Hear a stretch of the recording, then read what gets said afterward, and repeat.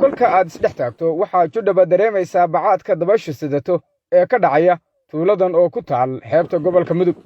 dadka halka ku noolna waxa ay horey uga samreen magaalo dhan oo baddu qaaday.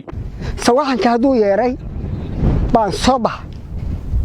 waa Maxamed Maxamuud Kaarshe 80 jir xasuusta sidii ay ku bilaabatay suulaamadii 2004 oo badda ku dartay tuuladii Kulub ee halkan ku oolay.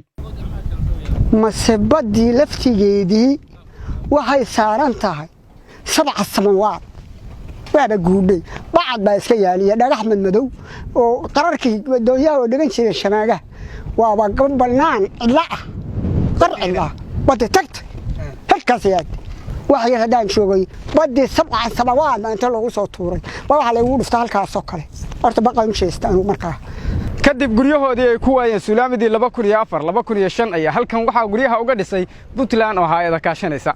waa in ka badan 150 guri oo loogu tala galay qoysaskii halka ka barakacay.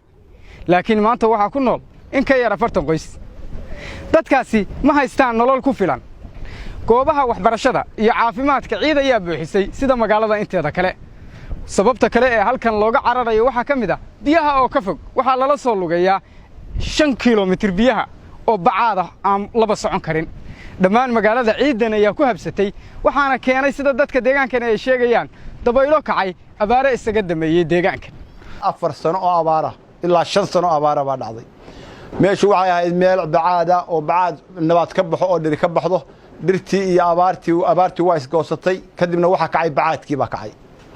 bacaadkii wuxuu sababay masiibo ka daran miisaanahaygu uu noqday waxa weeye waa ciidii oo kacday ilaahay baa qadaray. qadarta ilaahay waxay keentay in ciidii ay kiciso iskuulkii quruxda badnaa iyo ardaydii dhiganaysay dugsiga hadda aad arkaysaa waa meesha wax lagu baranayay meesha aan taagnahay hadda waa dugsigii aan wax lagu baranayay waa dugsi hoose dhexe arday badan baa dhiganaysay ilaa 150 gaaraysay ardaydaasi way ka barakacday oo ardaydii maanta wax lagu dhigaa qolal iyo meelo yar oo sandaqadaaba hadda wax loogu dhigaa ku meel gaar ciidaas ka qaadatay guriyihii dadku waa ka baxay 125 guri baa laga dhisay oo filla ah oo qoys waliba uu leeyahay 2 qol iyo suuli iyo barkad iyo jiko. hadda markay kala bar la kala baro bar waa lumeen guriyihii bacaad baa aasay intii kale ayaa wax laga nool yahay nolol aad u liidata oo aad hooseysa. sidoo kale rugta caafimaadka deegaankan ayaa aasan oo aan 2 sano adeegin. haweenka umulayana halkan waxa ay kala kulmaan xaalad halis ah. biyo malahan digbax way nagu timid bismillaahir rahmaanir rahiim.